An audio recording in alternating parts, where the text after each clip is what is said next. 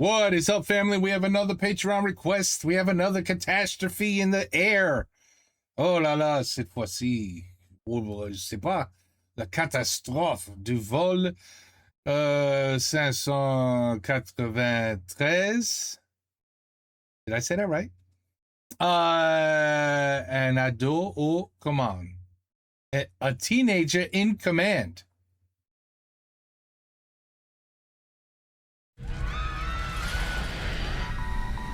Rien ne va plus à bord d'un vol entre la Russie et Hong Kong.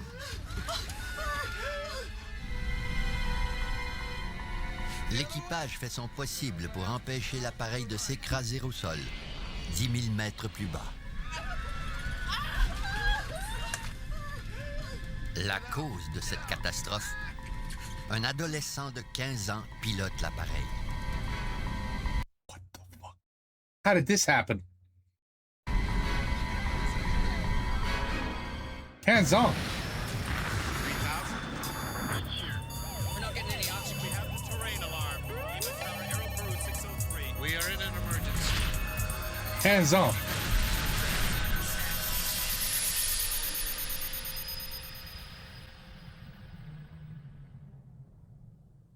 True story, people. Le True 22 story. mars 1994 à Moscou, Eldar Kudrinski, 15 ans, quitte son pays pour la première fois. Il remplit son sac de tous ses gadgets. Eldar, Uncle Volodya is waiting. I'm ready. Come on. Eldar n'est pas un enfant ordinaire. Son père est le commandant Yaroslav Kudrinski, un pilote d'avion de ligne. La Un famille pilote? Kudrinski fait partie de l'élite russe et vit dans un luxe auquel leurs concitoyens ne font Ben que non. rêver.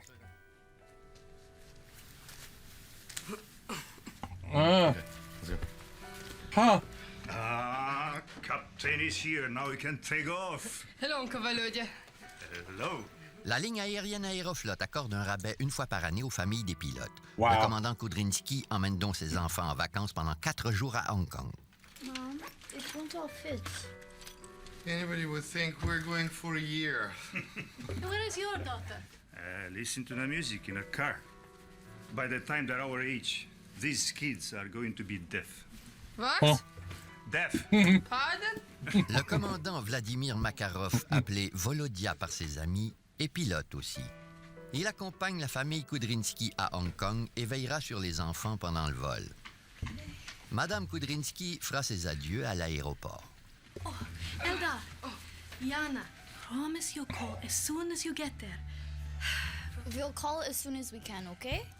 Come on.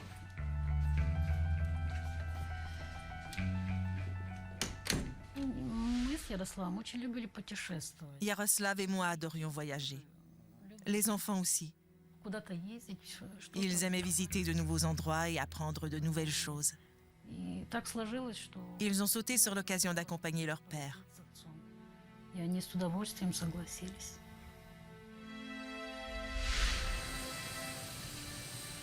Eldar et Yana ne sont pas seuls à bord du vol 593. La plupart des 63 passagers sont des hommes de Hong Kong et Taïwan qui effectuent un voyage d'affaires en Russie. Les autres passagers, comme Adrian Deville, arrivent de Londres et ont choisi Aeroflot pour son tarif économique vers l'Asie. Adrian Deville est le gérant d'une boutique d'appareils photo dans le nord de l'Angleterre. Ce passionné des avions se rend à Hong Kong pour 2 semaines afin de photographier le nouvel aéroport. Okay. Il était prêt à aller n'importe où pour prendre des photos des aéroports, surtout Really? si l'aéroport était renommé. Il est allé à Hong Kong pour admirer ce nouvel aéroport. À l'époque, il s'agissait d'une merveille d'ingénierie. Mark Newport, un promoteur sportif britannique, habite à Hong Kong. Mark était dans les forces britanniques. L'armée l'a envoyé à Hong Kong. Il s'est marié là-bas et y a fait sa vie. Je n'avais jamais entendu parler de la compagnie Aeroflot. Mark l'a choisi pour sauver de l'argent. Aeroflot. En 1994, la Russie vit d'importants changements. 3 ans auparavant, l'Union soviétique s'est effondrée une nouvelle Russie voit le jour derrière les vestiges du rideau de fer. Aeroflot, la ligne aérienne appartenant à l'État, évolue aussi. Elle achète 5 appareils de la compagnie Airbus. Les Airbus A310-300 coûtent 70 millions de dollars.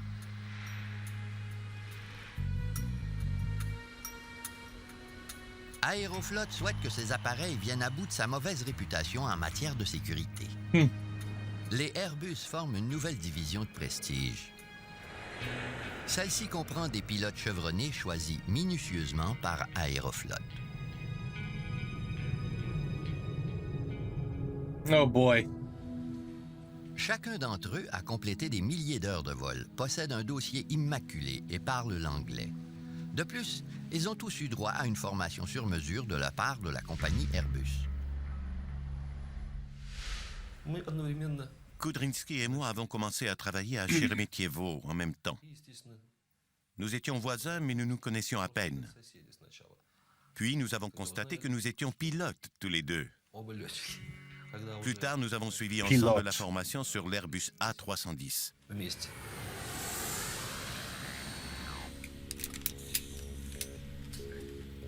Yana et Eldar sont enfin à bord du nouvel appareil dont leur père leur a si souvent parlé. Soyez sages, sinon Oncle Volodia vous expulsera de l'appareil. Ah. Wow, OK. Yaroslav Kudryntski a effectué 900 heures de vol à bord de l'Airbus A310. C'était leur premier voyage outre-mer, mais évidemment, Eldar et Yana avaient déjà accompagné leur père en avion un peu partout à travers la Russie. Ils avaient beaucoup voyagé pour des enfants de leur âge.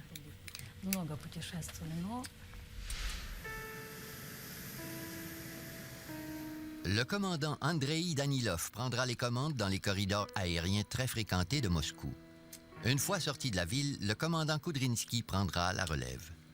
À ce moment, Igor Piskarev deviendra son copilote. Les 3 hommes sont des pilotes chevronnés. Le poste de pilotage du nouvel Airbus A310 est informatisé au grand complet. Tout comme les appareils à la fine pointe de la technologie, il est doté d'un pilote automatique qui peut prendre les commandes de l'avion pendant de longues périodes. Le vol 593 décolle à 16h39 heure de Russie. Il empruntera bientôt la voie aérienne transsibérienne vers l'est et traversera la Mongolie et la Chine. Oh, so this is all on the landing. Le vol se déroule bien. 4 heures après le départ, l'appareil survole Novosibirsk, en Sibérie, presque à mi-chemin entre Moscou et Hong Kong. Mais Eldar et Yana sont trop excités pour dormir.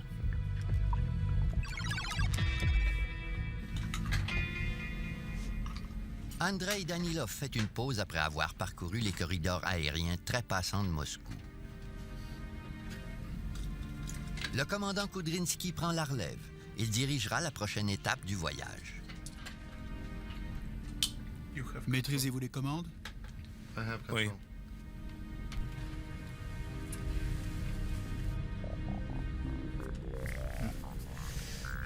Tu es réveillé? Oui. Pourquoi? On devrait surprendre ton père. Dans le poste de pilotage? Oh oui. Ça vous plairait? Allons-y. En ce moment, le pilote automatique assure les commandes de l'Airbus à 10 000 mètres d'altitude. La soirée est paisible, mais des événements troubleront cette quiétude. Les pilotes et l'équipage devront tout faire en leur pouvoir pour sauver la vie des passagers. Vous avez des visiteurs importants. Peuvent-ils entrer? D'accord.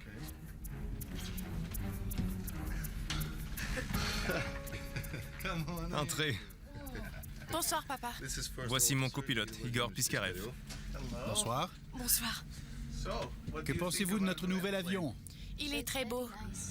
Il est magnifique. Il est beaucoup plus moderne que nos vieux avions russes. Papa, qu'est-ce que c'est? C'est le pilote automatique. Il contrôle l'appareil. Tout se fait automatiquement. Prends ma place, d'accord?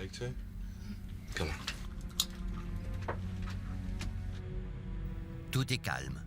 Plusieurs passagers dorment. Ils ignorent ce qui se passe dans le poste de pilotage. Papa, je peux tourner ce bouton? Oui. I'd be like, no, you can't touch shit. And why did you even ask me that question? No, you can't touch nothing. Yana, veux-tu piloter l'avion? Non. Prends le manche. N'aie pas peur. Ne touche aucun bouton. Surtout pas le bouton rouge. C'est le pilote automatique. N'y touche pas, d'accord? Yaroslav Kudrinski tourne le bouton de sélection de cap. Cela lui permet de tourner à gauche sans toutefois couper le pilote automatique. Sa fille croit qu'elle pilote l'avion. Ah.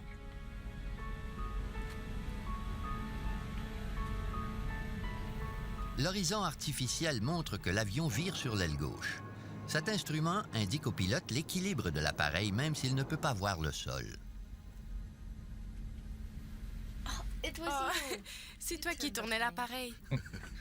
Kudrinski oriente l'appareil selon ses données initiales pendant que le copilote Piskarev appelle le contrôle aérien pour lui faire part de leurs coordonnées. Novokuznets, this is SU-593, flight level 330, heading 105. L'appareil se trouve à plus de 3000 km à l'est de Moscou, au centre de la Sibérie. Sierra Uniform 593, Novokuznetsk, flight level 350, heading 105. Sierra Uniform 593, estimating Zakir at 1759. Eldar prend les commandes. Il attend ce moment depuis longtemps. Je filme le pilote. C'est vrai? Ah ouais. Je peux tourner le manche? Oui. Si tu tournes à gauche, où ira l'appareil? Là, à gauche? Oui. Regarde à gauche. On regarde toujours le sol en tournant. Contrairement à sa sœur, Eldar a de la difficulté à tourner le manche. Il exerce un peu plus de force sur celui-ci, mais il ne peut pas faire de virage puisque le pilote automatique maintient la trajectoire de l'appareil.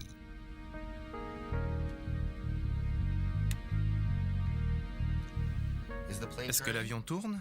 Tout à coup, le manche tourne facilement. Est-ce que l'avion tourne à gauche? Oui, il tourne. I would be furious. I'm just letting you know right now.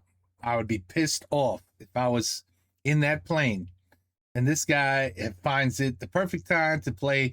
Let's pretend we're pilots with the children, with all those lives on board. No, I don't agree with this shit at all. Règle l'horizon artificiel à la position normale. Une fois de plus, Yaroslav Kudrinski tourne le bouton et règle l'horizon artificiel à sa position initiale. Le virage cesse et Eldar croit qu'il ne pilote plus l'appareil. Le commandant choisit le contrôle automatique de navigation, une fonction qui permet à l'appareil de maintenir sa trajectoire vers Hong Kong.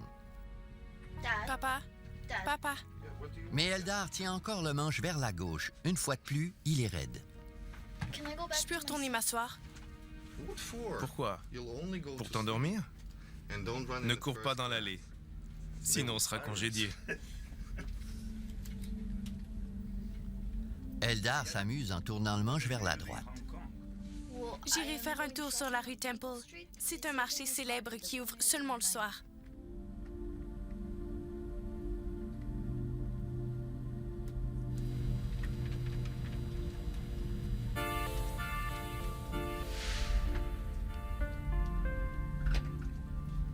Pourquoi l'avion vire-t-il? Il vire seul? Mais oui. Eldar est assis dans le siège du pilote depuis à peine 3 minutes. L'avion vire brusquement et l'angle ne cesse d'augmenter. Here we go. L'avion semble virer seul et personne ne sait pourquoi. On dirait qu'on est dans une zone d'attente. L'avion entame une procédure d'attente. Ah oui. Bien sûr. Selon l'écran, l'avion suit maintenant une trajectoire en arc, tout comme un avion qui exécute une procédure d'attente pour une autorisation d'atterrir. But you guys are fucking around with the buttons and everything and messing around with with autopilot while the child's in there and you're trying to turn the wheel, pretend that he's... Non, j'aime pas ça. Pendant que l'équipage observe l'écran, l'avion vire encore. Il est à un angle de 45 degrés. L'Airbus n'est pas conçu pour des virages aussi raides. Oh là là. Tout à coup, les barres directrices disparaissent de l'écran principal de vol. L'équipage ne connaît ni la trajectoire ni le cap de l'appareil. Oh là là.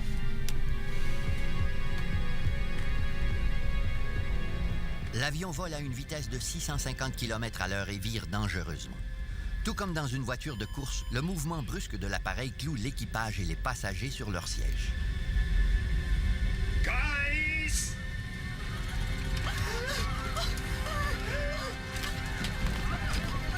Le pilote automatique de l'Airbus A310 lui permet de rester dans les airs. Mais tout à coup, le nez de l'appareil monte. La force de gravité empêche Piskarev d'atteindre les commandes. Il fait de son mieux avec une seule main, mais en vain.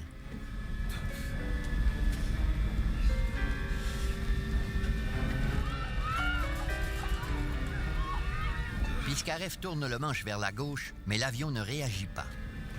Hold it. Hold the control column. Seul Eldar tient le manche à deux mains. Il ne peut suivre que des ordres rudimentaires. La force de gravité l'empêche de se lever. Turning to the left. To the left. To the left now. To the right. The other way. I am turning it left. Okay, get out. Eldar est sur le siège du pilote depuis à peine 4 minutes. Il ne peut plus se lever puisqu'il a l'impression que son corps pèse 2 fois plus que la normale. Get out. Get out.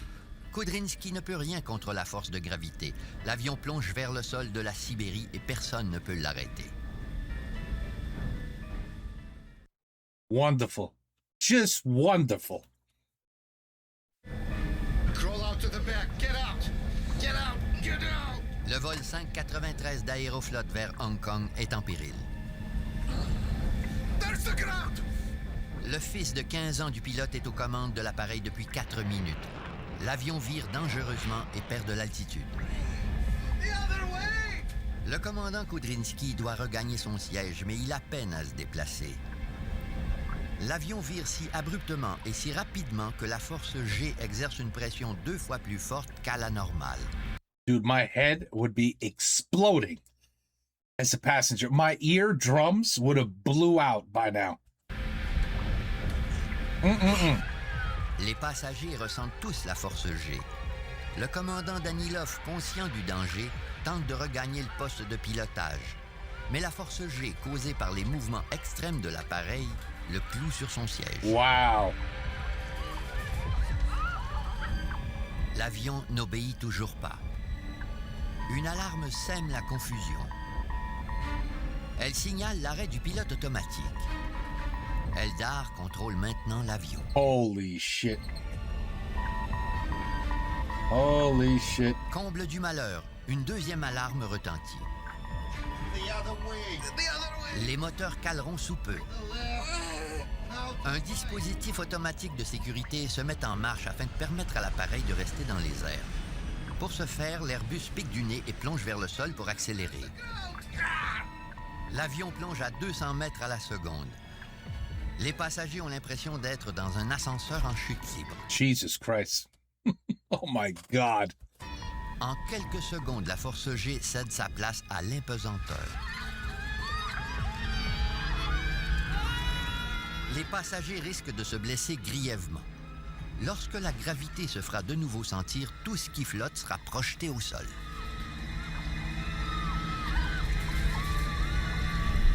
L'avion, qui se trouvait à 10 000 mètres d'altitude, plonge rapidement. Si l'équipage ne maîtrise pas la situation, l'avion s'écrasera dans moins d'1 minute.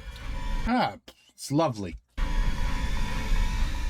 Piskarev tire sur le manche de toutes ses forces pour interrompre le plongeon de l'Airbus.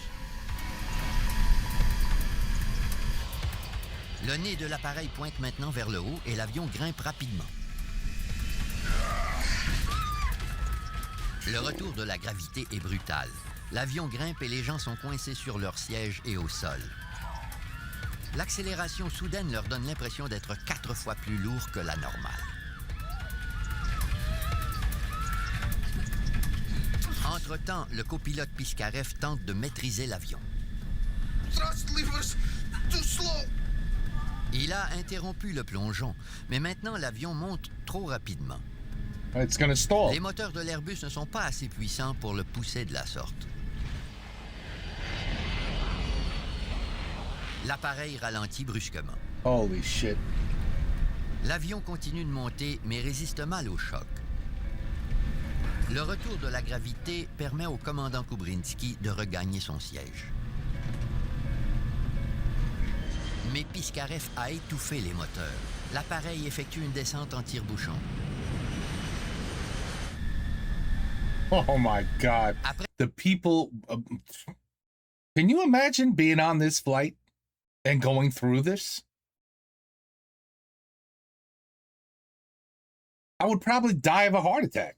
Après avoir atteint une altitude de 6000 mètres, l'Airbus plonge vers le sol à une vitesse fulgurante de 70 mètres secondes. Full throttle. Pour la première fois depuis le début de la catastrophe, le pilote et son copilote travaillent de concert pour sauver l'appareil. I got it. I have full throttle. Kudrinski actionne les gouvernes de direction qui permettent de ralentir le tourbillonnement de l'appareil. What's the speed? I don't see it. L'appareil ralentit enfin. Grâce aux gouvernes, le pilote a interrompu le plongeon de l'appareil. Coming out. Coming out. Too much speed. He's back on throttle a bit. Après une lutte acharnée, les pilotes ont interrompu le plongeon de l'avion. Mais ils ne maîtrisent toujours pas l'appareil. Easy. We'll get out of this. Everything is fine. Easy. Pull backwards a little bit. Puisque la confusion règne depuis 6 minutes, les pilotes ignorent à quelle altitude ils se trouvent. Il est déjà trop tard.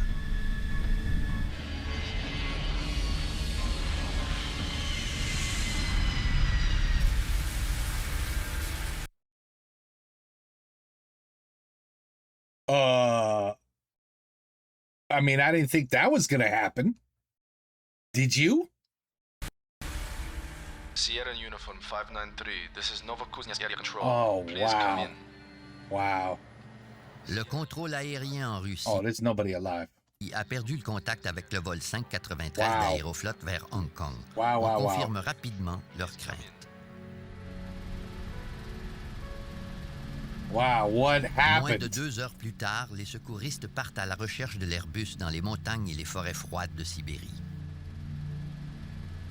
Ils retrouvent les décombres de l'appareil sur un flanc de montagne boisée, environ 100 km à l'est de Novokuznetsk. Il n'y a aucun survivant. Les 75 passagers et membres de l'équipage ont rendu l'âme. L'Airbus était un nouvel avion à la fine pointe de la technologie. Pourquoi s'est-il écrasé? Pourquoi n'a-t-il jamais lancé un signal de détresse? Les médias russes posent plusieurs hypothèses, dont celle d'une bombe terroriste. No, À mon arrivée à Moscou, les médias parlaient déjà d'actes terroristes. Il y avait eu des attaques du genre à bord d'autres appareils. Une seule chose était sûre, il n'y avait aucun survivant. What a shame. What an absolute shame. Les autorités ont refusé de dévoiler de l'information. C'est seulement le lendemain de l'écrasement que le directeur d'Aeroflot m'a confirmé qu'il n'y avait aucun survivant. C'était un moment horrible, évidemment. I didn't know. You know, we've been watching a lot of these plane catastrophes. I mean, of course, you know, the Concorde was a bad one too. But I mean, a lot of these, it was just like miracles that the plane made it. Nobody died. And I was expecting that. I was expecting them to get out of this one. Horrible. J'ai encore peine à y croire. Ouais. Ouais. Aeroflot assure le transport des familles des victimes vers Moscou. Brenda Clark, la mère du passager britannique Mark Newport, se rend dans la capitale. J'ai rencontré ma belle-fille là-bas. Je lui ai dit que les autorités nous interdisaient l'accès au lieu. Mais elle m'a répondu que c'était faux. Des Chinois étaient sur place pour accomplir certains rituels funèbres.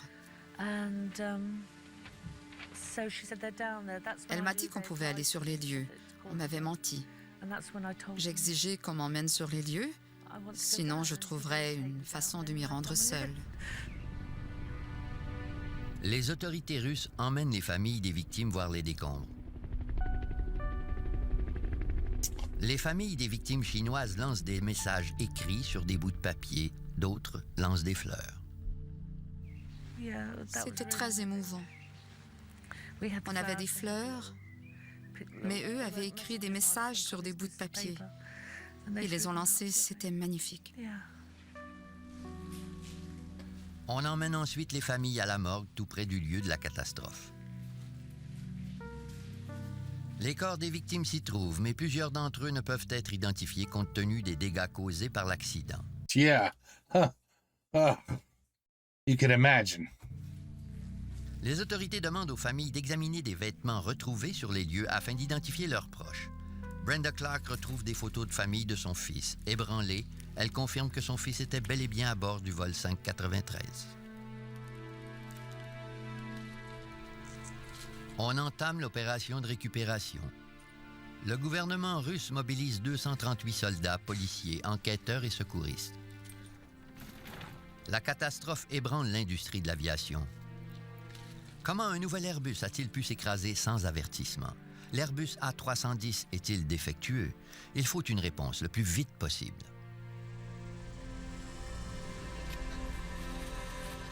Ivan Mashkivsky mène l'enquête. Now, normally, 90% of the time, it's human error.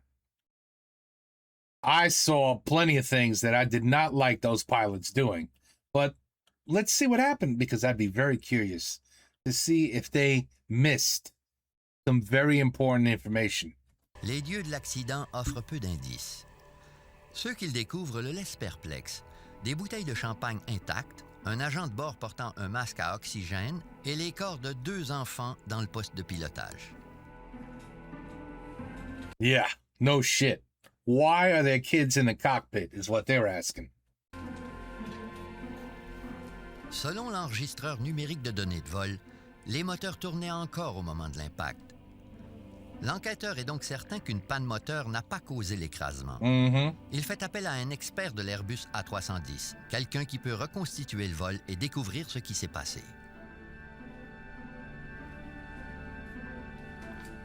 Vladimir Biryukov est un pilote chevronné et enquêteur d'accident à l'Institut Gromov à Moscou. Il est aussi expert de l'Airbus A310. Il a participé à l'évaluation et à la certification de l'appareil avant que le gouvernement ne l'achète.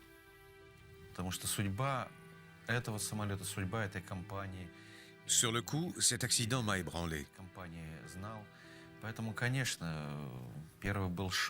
Comment une telle catastrophe avait-elle pu se produire? Je savais que l'appareil s'était écrasé en Sibérie. Je n'ai pas dormi de la nuit, car je songeais à ce terrible accident.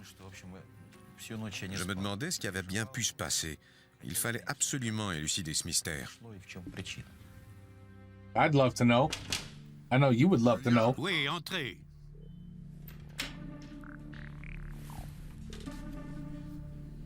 Vous feriez mieux d'écouter ceci.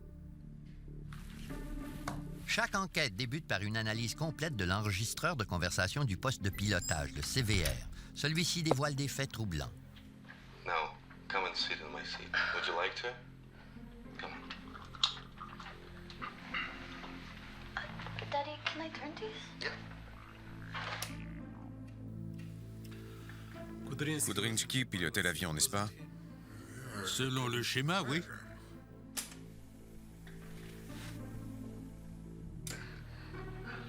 Can I turn this a bit? Yeah, but if you turn it to the left, where will the plane go? Left. Right. Look out. Ah non. Encore. Je peux tourner le manche? Oui. Si tu tournes à gauche, où ira l'appareil? Il y a 10 ans, On invitait fréquemment les passagers à visiter le poste de pilotage. Évidemment, depuis la catastrophe du 11 septembre, ce n'est plus le cas. On verrouille les portes du poste de pilotage. Chaque pays établit ses propres règles concernant l'accès au poste de pilotage. Ouais. Dans certains pays, la décision revient au pilote. Il peut donc inviter qui il veut. Mais le pilote ne cède jamais les commandes à un passager. I agree. This was insane that they did that. Jamais cela ne s'était produit auparavant. L'enregistrement étonne les enquêteurs. C'est incroyable. On croyait que l'impact avait projeté ses enfants dans le poste de pilotage, mais ce sont les enfants de Jaroslav Kudryński. Et il pilotait l'avion. Encore. Les enquêteurs sont stupéfaits. Pourquoi 3 pilotes chevronnés avaient-ils cédé les commandes à 2 enfants? Mais ce n'est pas tout. Les enfants ne sont qu'une partie du problème. Une caractéristique méconnue de l'appareil pourrait avoir entraîné l'accident mortel. Why is it turning? Is it turning by itself? Turning to the left. The other way. The other way. To the left now. To the right. The other way. I am turning it left. Okay, get out. Get out. Get out. Get out. Come on. Get out. Get out. Get it left. The ground is right there. Les enquêteurs russes analysent des données de l'enregistreur de conversation du poste de pilotage du vol 593 d'Aeroflot qui s'est écrasé en Sibérie. Le résultat les glace d'horreur. Full throttle. Got it. Got full throttle. Full throttle. No. On doit se mettre dans la peau du père. Horror ice cream. Il était très fier et a invité ses enfants dans le poste de pilotage. Il enfreignait les règlements, mais ce genre de choses se produit vraiment. Je refuse de le défendre ou de le condamner, mais il faut plusieurs facteurs pour causer de telles catastrophes. C'est la combinaison de ces facteurs qui cause des accidents de la sorte. Mais cette fois, il semble y avoir une seule cause. Un enfant aux commandes de l'avion. Cette révélation secoue la direction d'Aeroflot. No, I think it would benefit it. La pression sur les enquêteurs est énorme. Les médias ont appris qu'Eldar pilotait l'avion au moment de la catastrophe. Aeroflot, qui tente de redorer son blason, veut minimiser les dégâts. Boris Rybak est un ingénieur en aérospatial de Moscou. La direction d'Aeroflot a tenté de dissimuler les résultats de l'enquête. I believe that, absolutely. They were going bankrupt after this. De minimiser la gravité de cet accident pour éviter l'humiliation.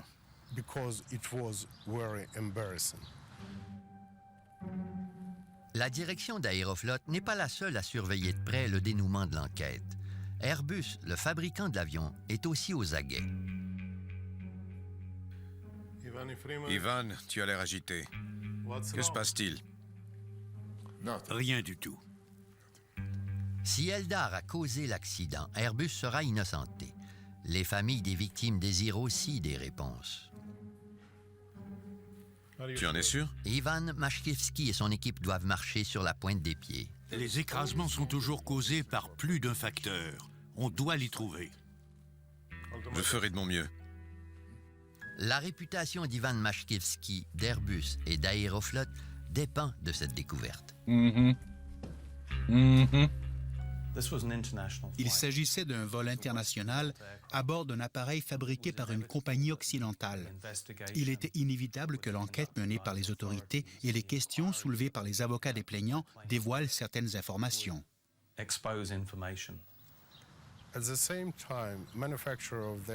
Le fabricant Airbus était impatient. Il désirait une explication à tout prix, car la réputation de son appareil était en jeu. Je me suis insurgée contre le traitement qu'Aéroflot nous a réservé suite à l'accident. On ne nous disait rien et on y est toute responsabilité. Je voulais juste savoir pourquoi mon fils était mort. Je voulais savoir comment les pilotes avaient pu commettre une telle erreur. Mais Aéroflot refusait de répondre à nos questions. Chaque fois que nous cherchions des réponses, la compagnie nous évitait.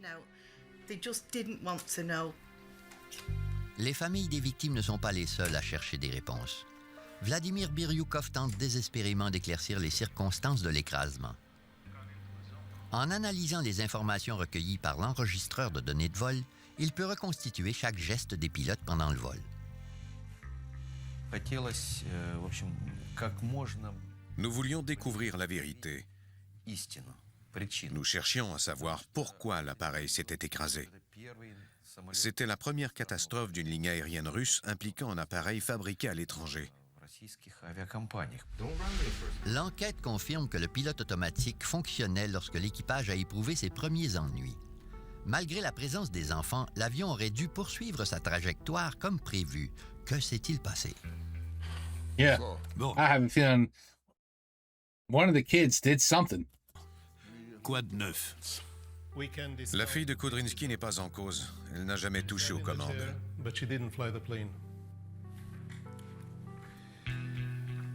À 17h47 et 6 secondes, le commandant Kudrynsky lui a dit de ne pas toucher au pilote automatique. Son père avait programmé le pilote automatique pour tourner tandis que Yana tenait délicatement le manche. Oh, c'est toi qui tournais l'appareil.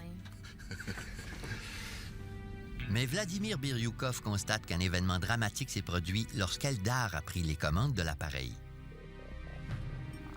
Personne n'aurait pu prédire un tel événement, même pas les trois pilotes. L'enquêteur a peut-être enfin élucidé cette affaire. Selon l'enregistreur de données de vol, l'autopilote s'est partiellement désactivé 2 minutes et demie avant l'écrasement, alors qu'Eldar était aux commandes de l'appareil. C'est à ce moment précis que les ennuis ont commencé. Mais comment cela s'est-il produit? Le pilote automatique est un ordinateur sophistiqué qui contrôle la vitesse, l'altitude et le cap de l'avion. L'altitude et le cap dépendent de 3 éléments. La gouverne de direction, qui contrôle les mouvements latéraux, les gouvernes de profondeur, qui contrôlent les mouvements verticaux, et les ailerons qui permettent à l'appareil de tourner. Le pilote automatique ne contrôlait plus les ailerons. Il y a quelques années, les avions étaient munis d'un pilote automatique tout ou rien. Les avions modernes sont beaucoup plus sophistiqués. On peut désactiver individuellement certaines fonctions du pilote automatique sans tout arrêter. Si l'on veut tout désactiver, on peut le faire aussi. L'enquêteur Biryukov s'inquiète. L'enregistrement des conversations du poste de pilotage n'indique pas comment le pilote automatique a été partiellement désactivé. Non. S'il s'agit d'un défaut de fabrication, la sûreté des autres Airbus est en jeu. Pour en avoir le cœur net, il faut reconstituer l'accident à l'aide d'un simulateur de vol au bureau-chef d'Airbus à Toulouse, en France. Oh. L'enquête dépend énormément de l'expérience de pilotage de Vladimir Biryukov et de son expertise de l'Airbus A310. Grâce aux informations provenant de l'enregistreur de données de vol, il reconstitue les événements à partir du moment où le commandant Kudrynsky a permis à son fils de prendre les commandes. Un copilote reproduira chaque geste d'Igor Piskarev. Regarde à gauche. On regarde toujours le sol en tournant. Contrairement à sa sœur, Eldar tourne le manche avant que son père ne programme l'ordinateur pour tourner. Les commandes sont raides car Eldar lutte contre le pilote automatique. Dans le simulateur de vol, l'enquêteur Biryukov reproduit chaque geste d'Eldar.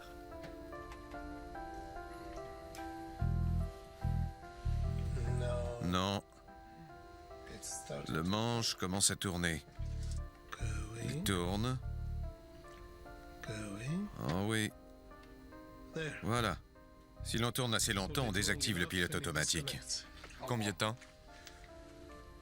30 secondes.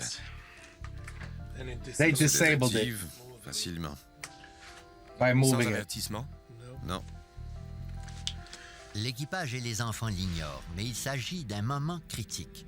Eldar parvient à désactiver partiellement le pilote automatique. 30 secondes plus tard, Eldar contrôle les ailerons. Il pilote bel et bien l'appareil. Pourquoi l'avion vire-t-il? Il vire seul? Mais oui. L'enquête s'avère plus complexe qu'elle ne semblait au départ. L'adolescent n'est pas la seule cause de l'écrasement. La découverte expose des lacunes importantes dans la formation des pilotes d'Airbus A310. I got it. I have full throttle.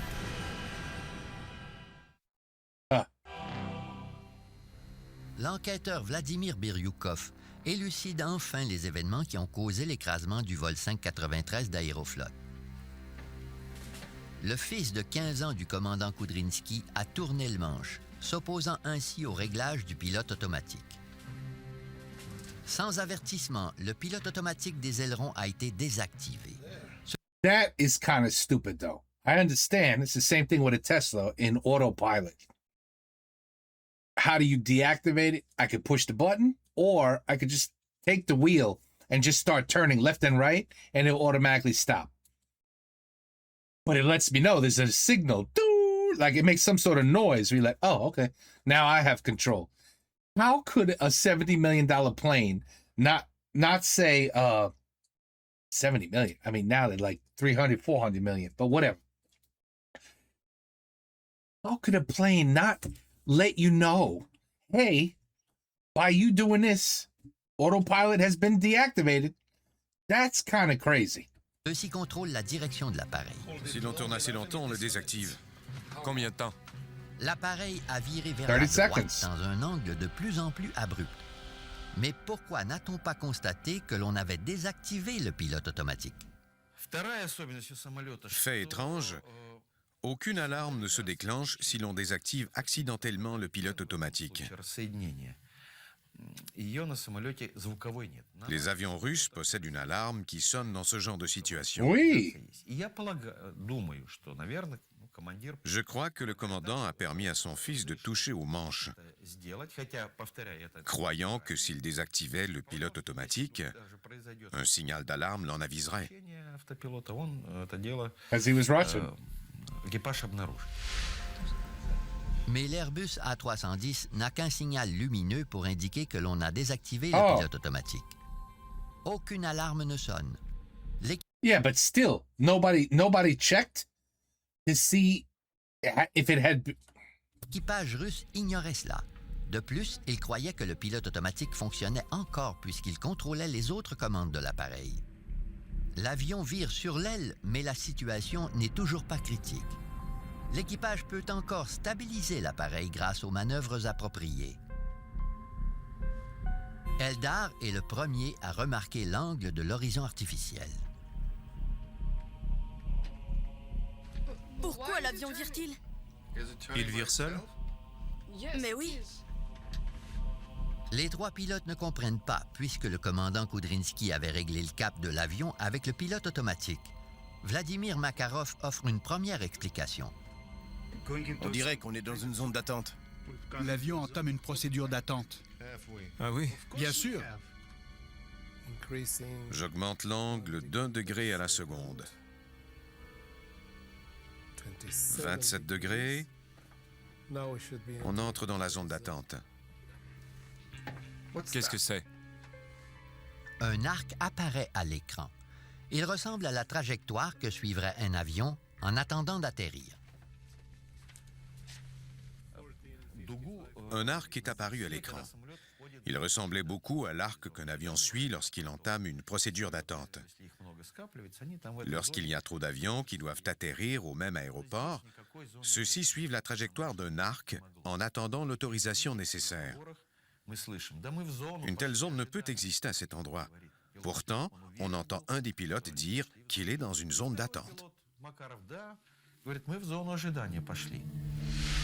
Cette fausse zone d'attente distrait l'équipage pendant 9 secondes, ce qui suffit à envenimer la situation. L'Airbus vire à 45 degrés, un virage beaucoup trop brusque. Il ne peut virer à un tel angle tout en maintenant son altitude. L'avion tombe rapidement. Mais le pilote automatique ne maîtrise plus les ailerons. Il tente de compenser la situation en remontant le nez de l'appareil et en accélérant. Ce mouvement cloue les passagers sur leur siège. Les moteurs caleront sous peu et l'appareil tremble comme une feuille. Une partie du tableau de bord s'éteint, indiquant que l'avion surpasse ses limites. Il est impossible de maîtriser l'Airbus. Grâce à la reconstitution, l'enquêteur Biryukov constate qu'une erreur de jugement et un manque de concentration ont causé la catastrophe. Ouais. Mais l'équipage aurait-il pu sauver l'appareil et ses passagers?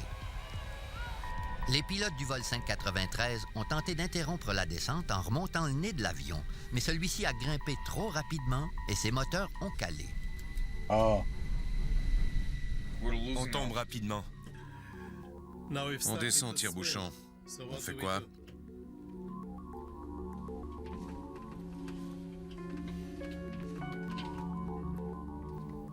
L'avion cesse de tournoyer.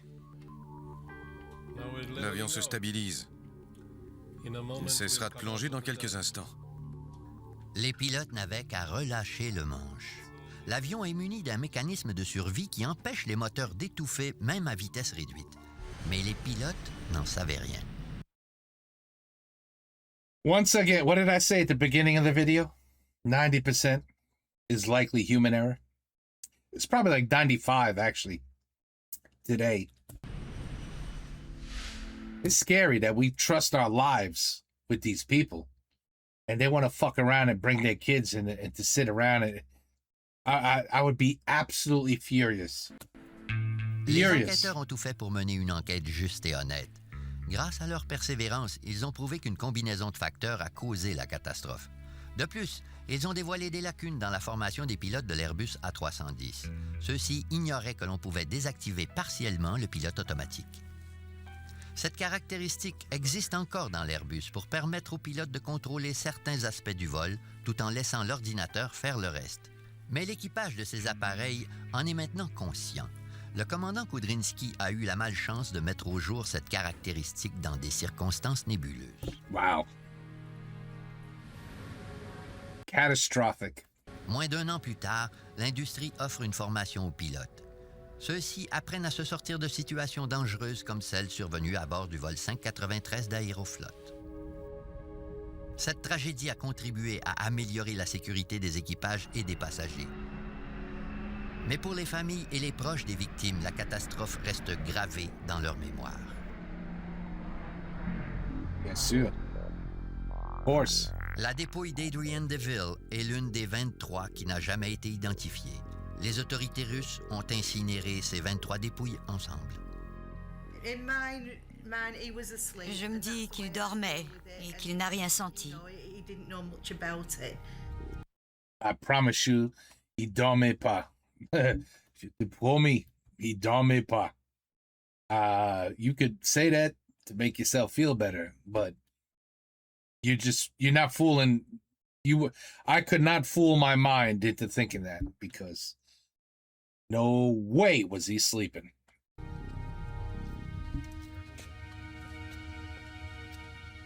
L'équipage de l'Airbus repose au cimetière de Mitinsko à Moscou, près des pompiers qui sont morts en luttant contre l'incendie de la centrale nucléaire de Tchernobyl.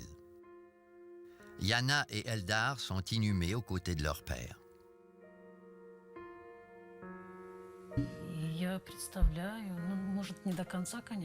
Je peux imaginer la terreur qu'ils ont dû ressentir. Mon mari savait que non seulement la survie des passagers dépendait de lui, mais aussi celle de ses enfants. Oui, bien sûr. C'est horrible. He croyait, he was like, we got this. At the end, he was like, we got this. We're gonna be okay. That's the scary part. That sucks. Oui, il a enfreint les règlements. Mais somme toute, il s'agit d'un accident exceptionnel qui relève d'une simple coïncidence. Je peux accorder mon pardon au pilote ainsi Not me. qu'aux enfants, car ils sont innocents. Le commandant avait 39 ans et il a mené une carrière exemplaire. Ce sont les 5 dernières minutes de sa vie qui ont viré au drame.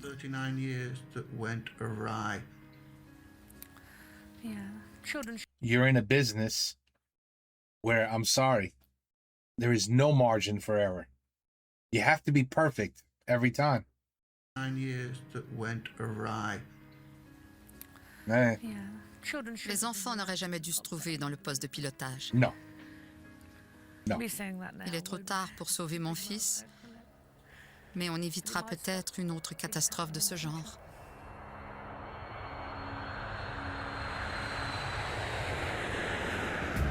So what did we learn from this? We learned that the teenager was a terrible pilot. Terrible. Il était horrible. Il savait même pas qu'il tournait l'avion. And he even said, Dad, look at is that gauge? Shouldn't it be like this? Instead, it's like this. But it should be like this. Is that normal? Well, I don't know. Look at your hands, boy. Look at your hands. Straighten the shit out. Your father was a pilot. You were terrible. You did not listen. You were a bad boy. No, I'm just joking. But in fact, he is the reason. He kept turning the plane without even knowing it. And the father's an idiot. No, I'm sorry. I don't give a shit if he's got a perfect record. You saw me in the beginning. As soon as they put the kids there, I was like, oh, hell no, no, no, no, no, no, no, no, no, no. Bad, bad idea. Terrible idea. Mais c'est dommage. Of course c'est dommage. Say, oh la la, there's a whole bunch of May Days, huh? So this is a little different than the other ones we did. So we'll see if these are the other ones. They're all copyrighted. So I don't know. This one is called May Day, and perhaps May Day is a little kinder. That, you know, disasters that occur in a plane where people can watch it and understand it and be aware of it and see the kind of potential problems that could occur, we should copyright that and no one should be able to watch that. What? What? So anyway, I hope we can watch this without problems. But I'm sorry. I was pissed right from the beginning. As soon as I saw those kids. That's a big, big no-no. Take care. Peace out. Have a good night. I hope this never occurs to any one of us.